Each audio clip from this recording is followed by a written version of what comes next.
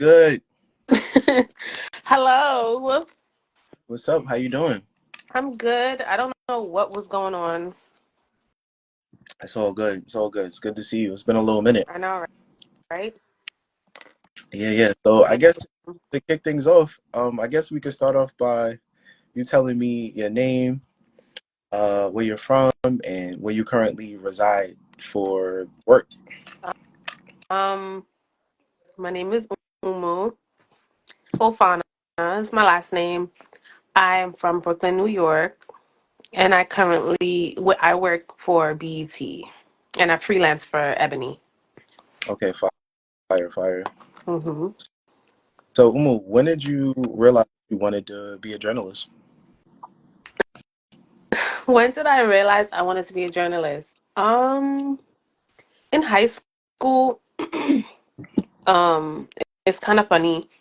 I used to be a huge Justin Bieber fan, Mm, and like really, really huge. To the point where like I don't like to say the word stalk because that's my haters would say, but I would like camp out for his events. Like I was, that Bieber fever phase. I was one of those girls, and um, me being around him all the time, like it was to the point where like his team knew who I was, and they would always give me and my friends free tickets. We would fly to other states and stuff. It was dope.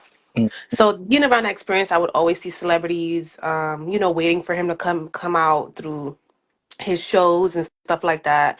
And from then, like so me being around that kind of intrigued me to wanna be in that space, like the media space, industry space and stuff, because I knew a lot like I was that was going on in terms of like Justin's life, like the inner things. It's crazy just by me being there, and so I'm like I want to I think I could be in the media. And growing up, I've always loved watching Oprah, Wendy and stuff like that. So that was just something I'm like, you know what? And I know, and I was always a writer in school.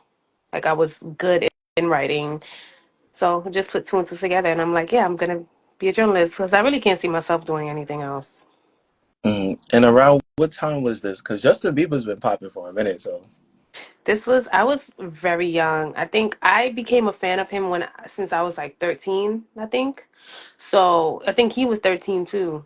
Was it 13? It's like, but I became a fan of him before he even got big, like when he was discovered on YouTube. So I used to always, like, I was always a YouTube girl. So that's where I um discovered him before Scooter Braun discovered him and stuff. So, okay, so let's say, hmm, like 18 was when I was like, okay, I want to get an industry, you know?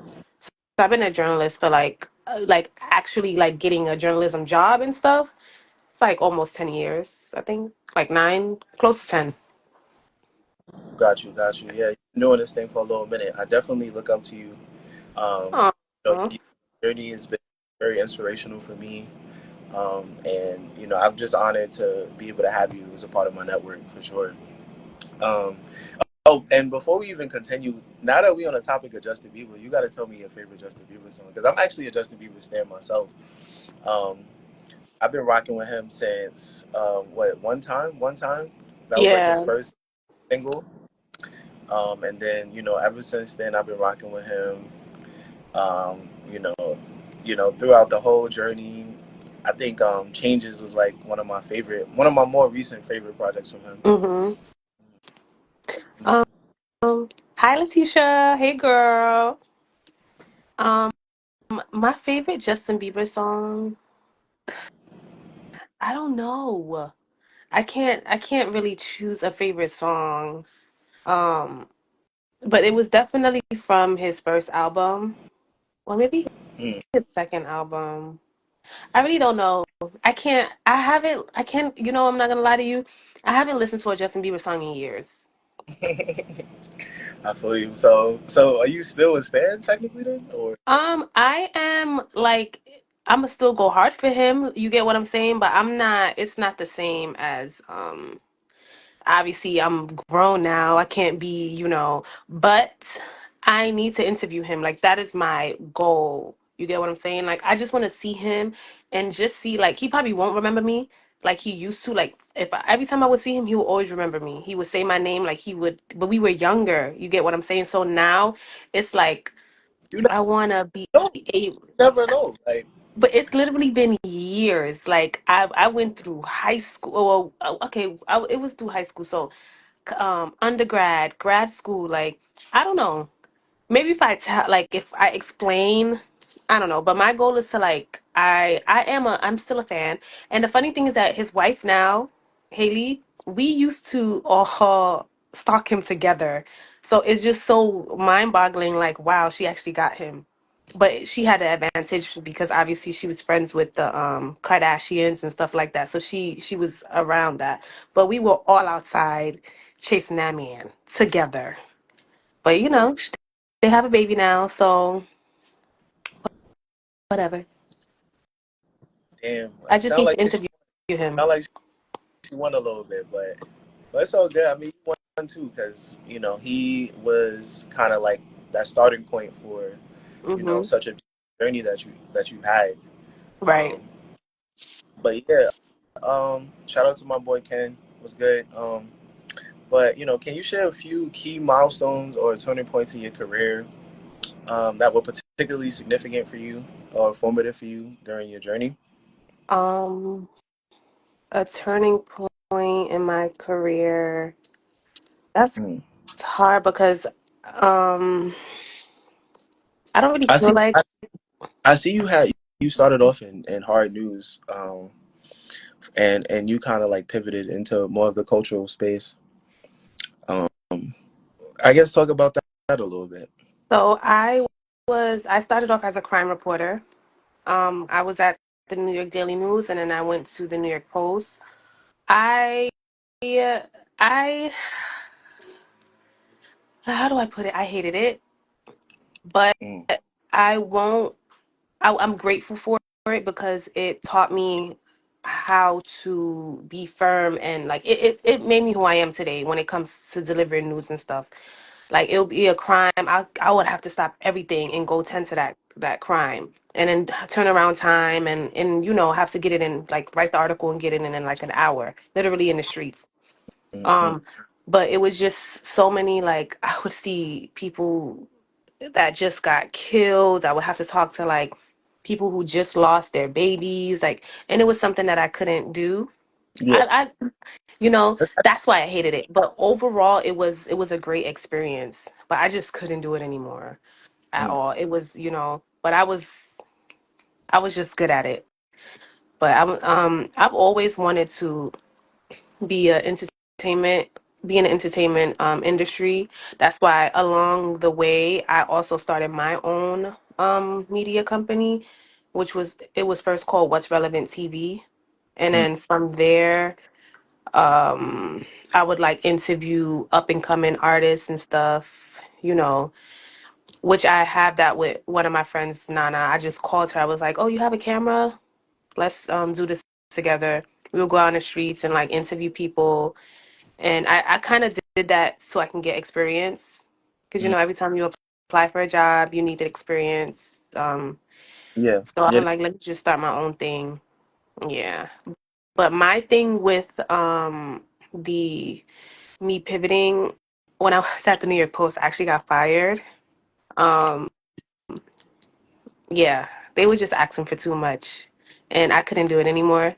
So once I got fired, the next week I got hired at Hot 97, Mm. and that was that. But along the way I was working at Revolt, and yeah, So that was like a pivotal moment for you because yeah, me getting fired. 'Cause if I did not get fired, I probably would have still been there. I feel you. I feel you. What would you say are like the most glaring differences between working at, say, New York Post versus a Hot 97? The difference is, Mm. I mean, New York Post is way more organized. No shade. Um, but um, I got a lot more exposure I mean, I wouldn't say I got a lot more exposure. I had 97. That's a lie. Because everything that I presented to them, they declined it. So I gave myself exposure. You get what I'm saying? Um, I mean, New York Post. that You can't really compare them though, because it's not. It's two separate. Like, entities, yeah, yeah, you get what I'm yeah, saying? yeah, yeah. It's a stark contrast for sure. But yeah, I mean that. I mean, it's super dope how you've been able to like seamlessly, or at least on the surface, it feels so seamless. Navigate, um, throughout your journey and throughout the changes of your journey. Yeah, I, and let's not forget, I was also a political reporter. I was at MSNBC for a year during the pandemic. Um, but I had to go because that was when yeah, the pandemic happened and Trump was president, mm, and I couldn't do it. It was too much. that is crazy. It's funny that you say that because I was actually at MSNBC at the same time. Really? Yeah, yeah. I was working with the data graphics and visualization team. So I was working with this woman. Her name is Anna Brand. I don't know if you came across her, but I was over there for a little bit, and that was like my job. I was like visiting my family in Georgia, working remote during the pandemic. So it's just really surprising that we didn't cross paths then. But At all, right? oh, good, oh, good. God's timing, But little do a lot of people know you worked in the industry for almost 10 years now. I remember when I first met you. I Hmm. met you at a master's event, and you were. That was the first time I had met you like in person. But I had, Oh, yeah. yeah, I had known of your journey. Thank Um, I you. was I was very fond of your journey before actually meeting you. I feel like that happens a lot in journalism. Like you'll see somebody doing their thing and making strides, and then you wondering like, when am I gonna get the chance to meet this person, right? So Yeah. that was the situation with you. And then you told me you have been working in the industry for so long, and I was like, yo, that's really crazy. Like I couldn't even believe it. But yeah, over the years you worked for some incredible places. So as you said, MSNBC, the New York Post, Revolt Media, Hot 97, and now BET. I would say out of the places that you worked, what would you say is your favorite out of the places that you worked over, this vast time frame that you've been in the industry, and why? Um, my favorite place that I've worked so far is BT. Hold on, I have to sneeze. Sorry. God bless you. Thank It's all you. good. Um, right now it's BT. Because I I can do what I want basically, and they give me the opportunity to. This is a place where I say that I've gained most of my exposure. You know, I'm not gonna discredit anywhere that I worked, obviously, because I'm very grateful. You know, and I met amazing people. But when working at BT, I can do present something to them, even if they don't really know what it is, and they'll be like, "Okay, try it out," and I'll do it. You get what I'm saying? Because And a lot of I'm very very grateful for that. I have interviewed so many celebrities at BT. It's just like crazy. It's like every day I'm like, it's like exceeds my limit. I'm like, wait, who am I going to interview next? You get what I'm saying? Like this morning, I just interviewed Eve, and fire. I think that was dope. And last week, I interviewed Morris Chestnut, Mm. Kevin Hart, Chloe Bailey. Um, who else? The whole Fight Night crew, the cast. I don't know if you know the show. Yeah, the Malcolm The X show. I interviewed like, Peacock, right? hmm? It's on Peacock, right? With Yeah, Samuel Roger, yeah. I interviewed the whole cast. I interviewed the cast of. Hi guys. Hi Awa. Hi Fatima. I interviewed the whole cast of not the whole cast, Power cast.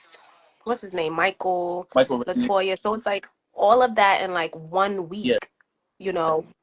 And it's just like every day is just different. And next, I think when is it? Thursday? I'm interviewing someone that's like a step close to finally interviewing Beyonce, God willing. But it's dope. I don't like speaking about stuff before it happens. So once after it happened, then because you never know. Mm. But yeah, Amazing, amazing. Well, I'm happy that you found some solid ground working at BET. I'm happy that you're flourishing there. Um, but so not to say the journalism industry is a scary place though, because you always have to be ready for your next. You and you know this already, so we don't have to really dive in. So like today I could be talking about it, and tomorrow is just like, yeah, that's it for you. different Yeah, story, yeah. yeah. It's So. predictable, and the unpredictable nature of it can be daunting at times, for sure. And that's why I always have a side something. Because if they let me go here for God knows what, I have something to turn to. Yeah, no, that's some great advice, for sure. I hope y'all listening, y'all. Yeah. She dropping. If you're getting into journalism, that's what you got to do. Well, anything. I feel like you just always have to have a plan B. Anything you do in life. Yeah, I will most certainly agree. So, how would you say you balance the demands of your busy career, the objectives you have to complete at Ebony BT with your personal life? I'm sure, for me personally, I feel like there's like this like intersection or this nexus between personal and professional, especially in the space that we occupy.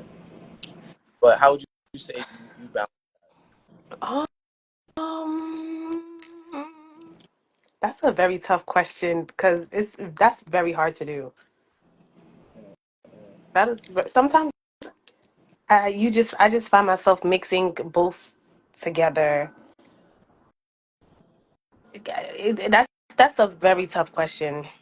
A very tough question, and most of the times, like I would even feel guilty for like complaining about all the hard, like all the work I have to do, personally. Like no, not personally, work wise, and then.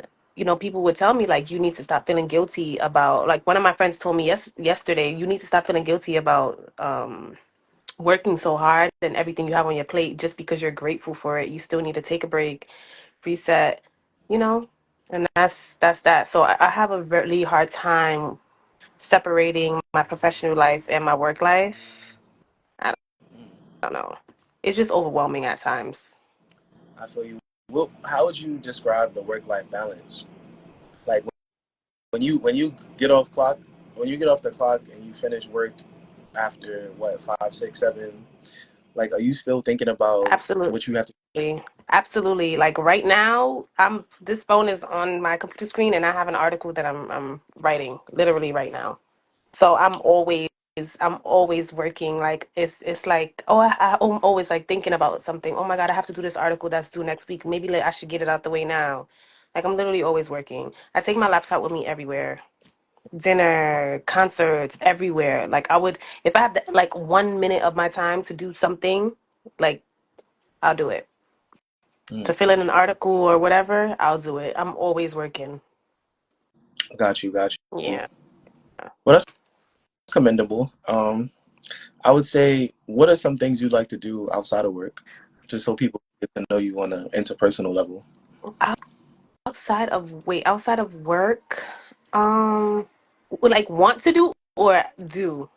Like you just enjoy doing, like whether that be going to the city, linking up with friends, or vacationing when you can. I know you like to travel quite a bit, Yeah, so. quite a bit is an understatement. I love traveling. That's my favorite thing to do, traveling and shopping. I love going out to eat.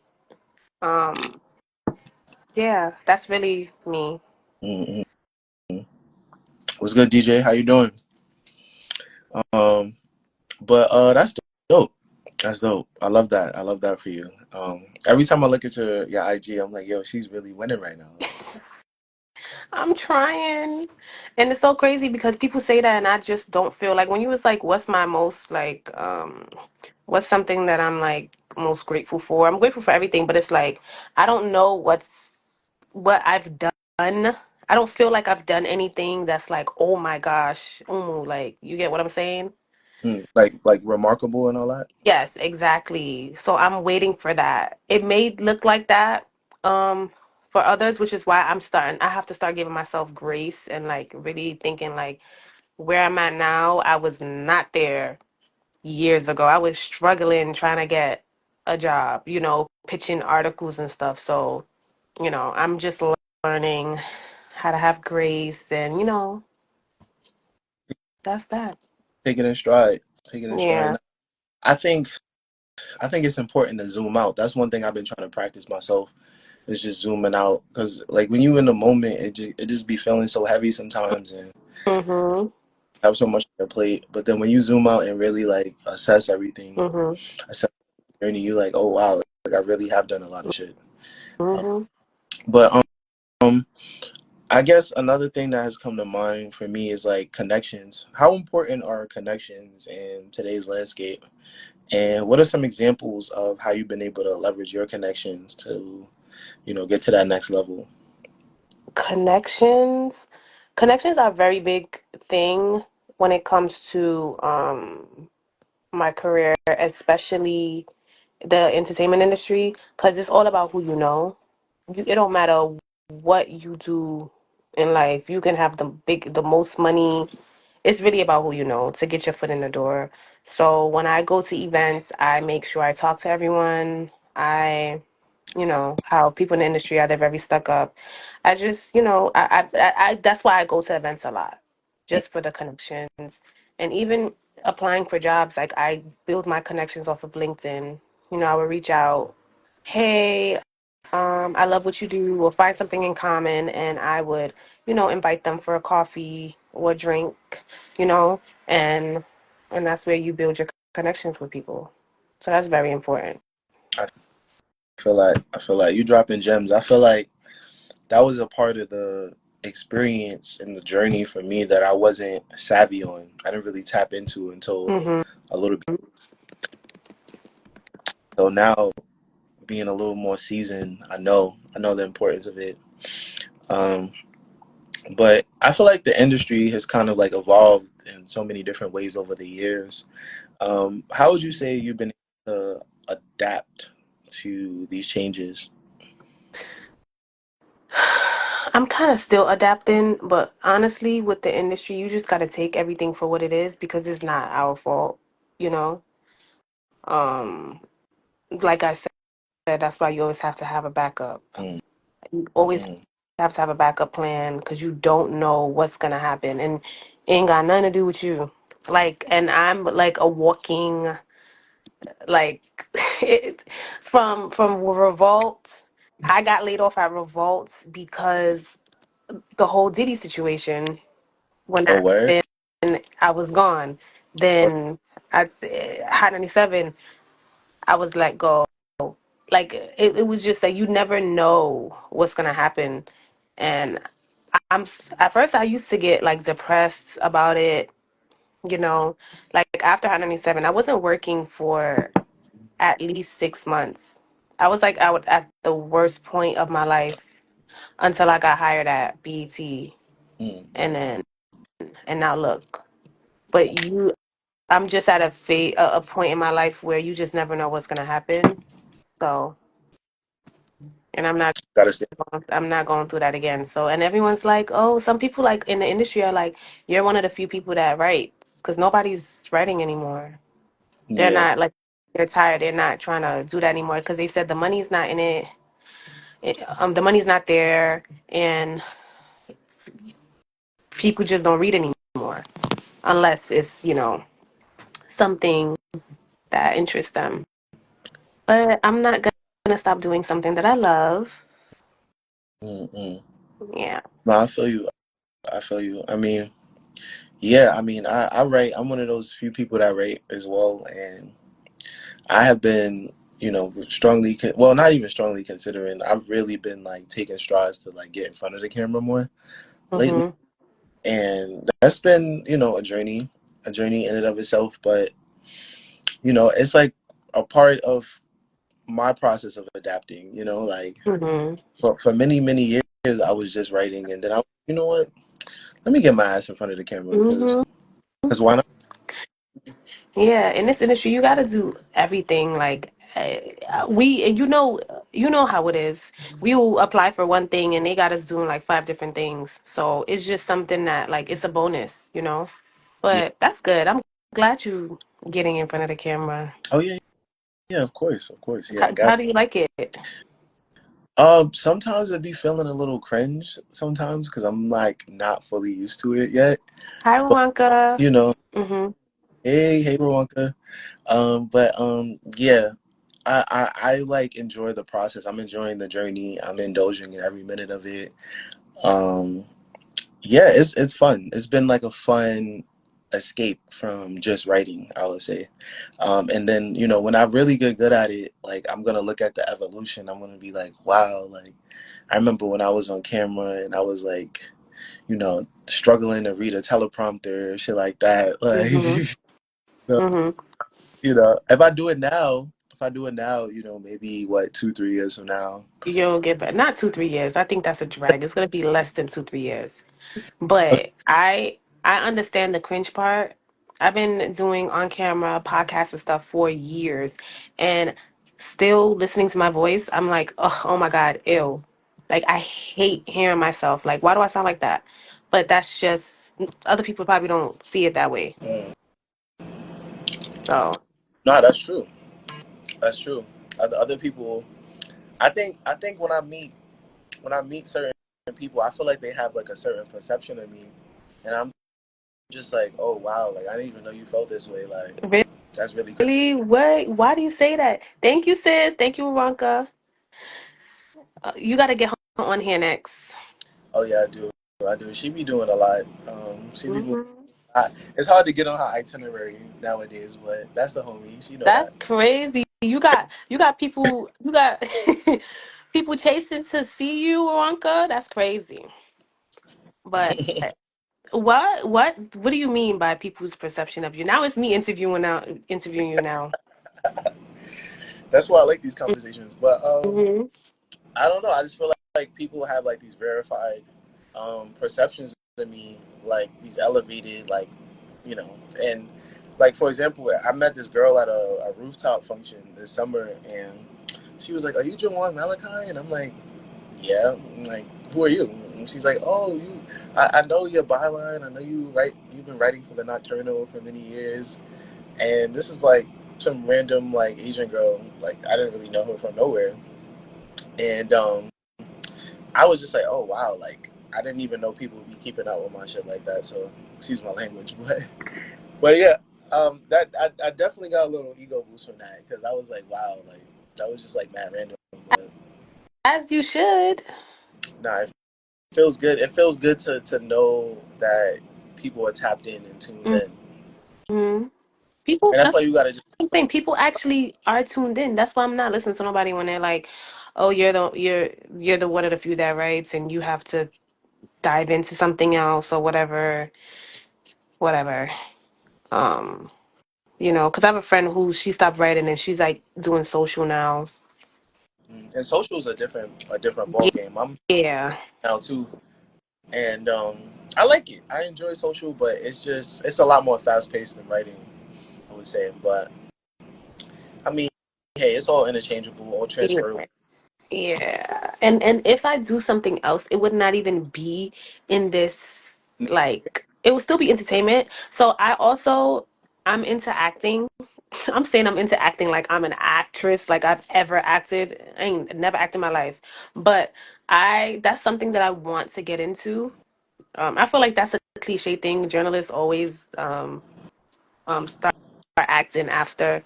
But that's something that I've wanted to do when I was younger as well. I used to like do these. I don't know if you these like what is it called? But they be scams. They'll make you like sign up for like these acting classes, and they'll give you headshots. You come in, and then you would never get a gig ever. So I've done that multiple times, and but I definitely want to get into acting, modeling, and stuff. My sister's on the live and she texts me, "You want to be an actress? Since when? Mind your business." But That's, yeah, so I've always wanted to be an actress before you were born. But yeah, that was that. mm. Well, I'm in full support of your acting ambitions. Oh, please. Just putting Let's see. that out there. But Yeah, I'm just learning to do one thing at a time. got you, got you. Yeah, Yeah. take your time. Um, Life is a marathon, not a race, for sure. But Right. look, I guess I would say, looking back on your career so far, is there anything you would have done differently, or any lessons you learned that particularly stand out in your journey? Um, I think something I would have done more differently is being more straightforward and like really going like speaking up when I want something because growing up in the industry, people would always like walk all over me. Not really like walk all over me, but they would like try to shut me up. And I'm really like, okay. But if I like speak up and like really stand firm with what I want, I feel like I would have been bigger than like what I'm doing now. Mm-hmm. Um, yeah. Too late. Hmm? Said it's never too late. Oh yeah, please, you know me. I want this is that. You gonna pay me this amount, I'm not doing it. Like if this outlet can't take it for this amount, I'll do it somewhere else. Like, I'm I don't I've had enough experience in my life, you know. Mm. 10 years. I feel you. I feel like this is like an impromptu question that just came to my mind. But the other day, I met a young lady at an event, Fashion Week event. I told her I was a journalist, and she said something that was like really condescending to me, that really kind of hurt my feelings a little bit. I'm not even gonna lie. She said journalism is dead. That's what she said to me, right? So I'm like, damn, like she didn't hold no bars. Like she was like, I'm not pulling no punches. Like, I mean, I'm not holding no punches. Like, I was like, holy shit. So I guess based on, I mean, I had a very convincing, poignant rebuttal that kind of shut her up. But yeah, I was like, yo, like it's kind of harsh. How she was just so straightforward and candid about her thought process regarding that. But I guess one thing I'm curious about is like, what would you say to somebody that said that to you, or what would you say to people that say that? Because that's a thing that people like, that's like a narrative, an ongoing narrative that people have been saying for years now. And I understand why they would say that because look at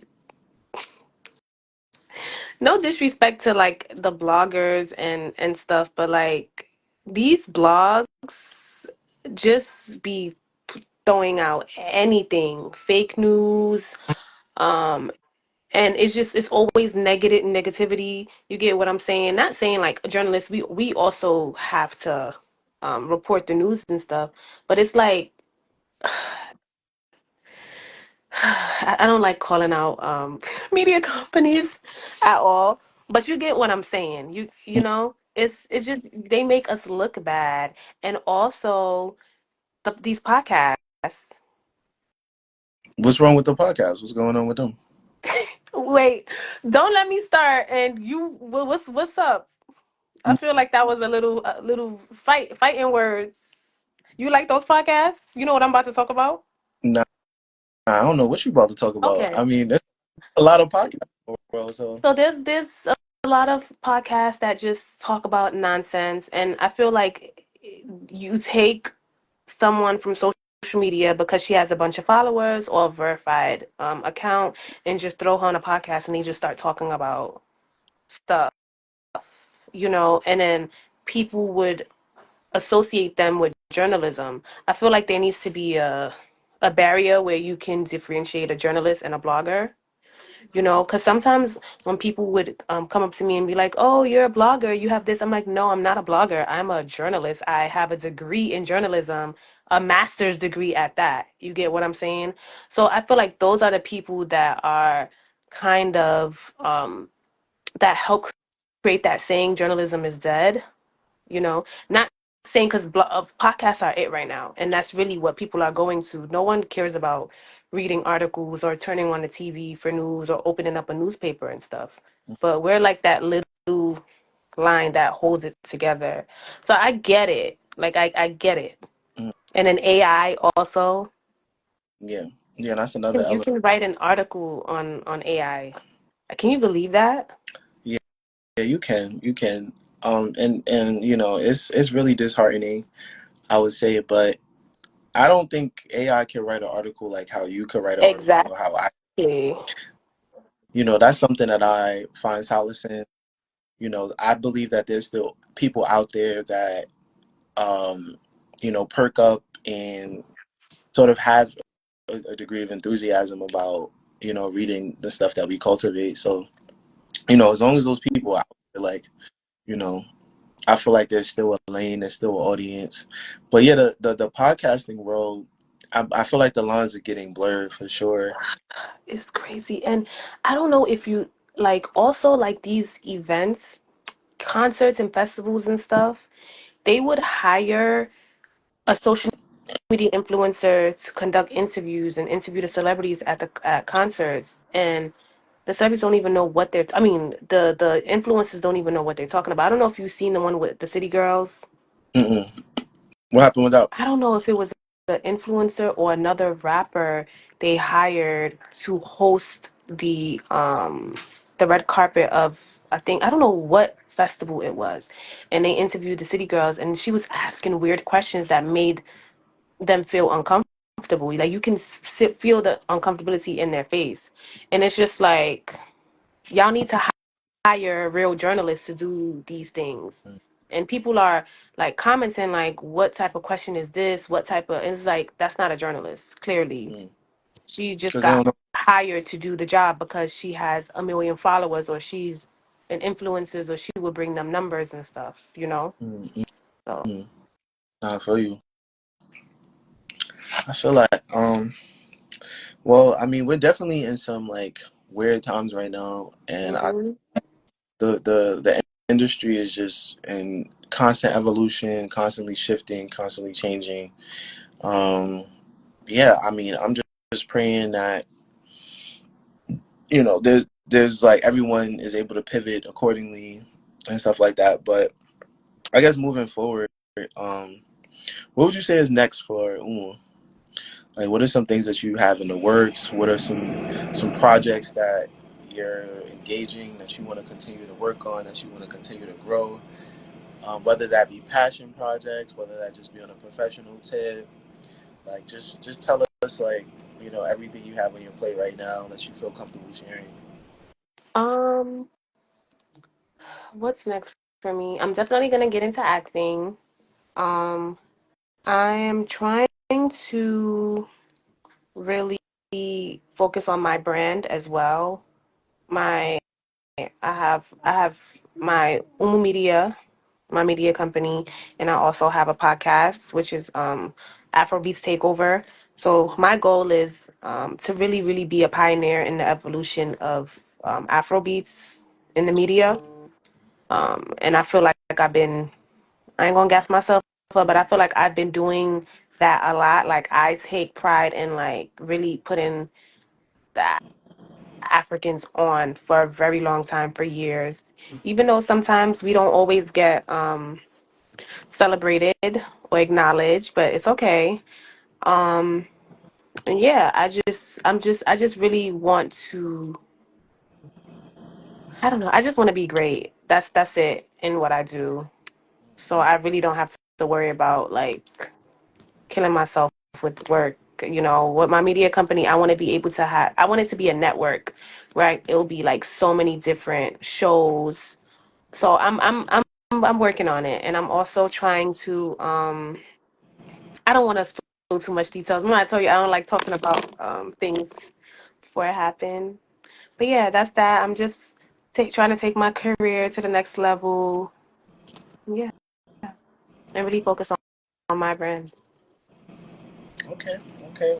Well, that's amazing. Always.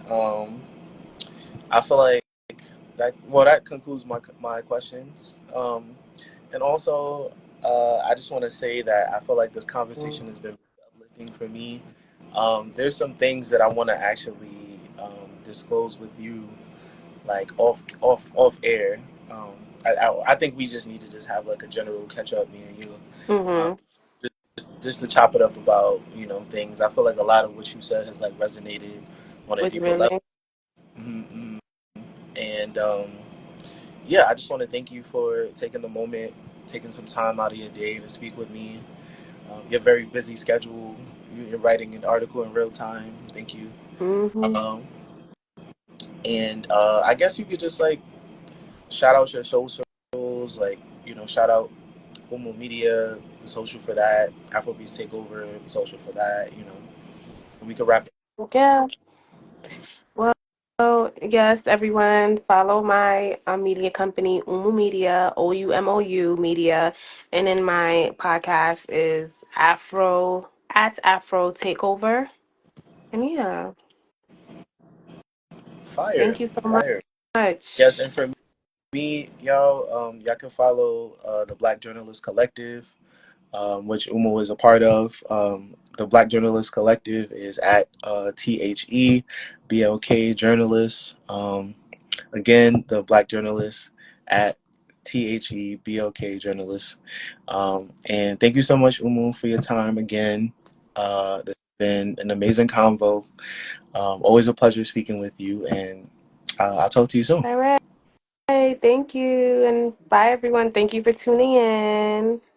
Yes, yes. What's good, Ash? You missed it. You missed the You missed the. Right. It's all good though. Yeah. All right, All y'all. right. Holla. Bye.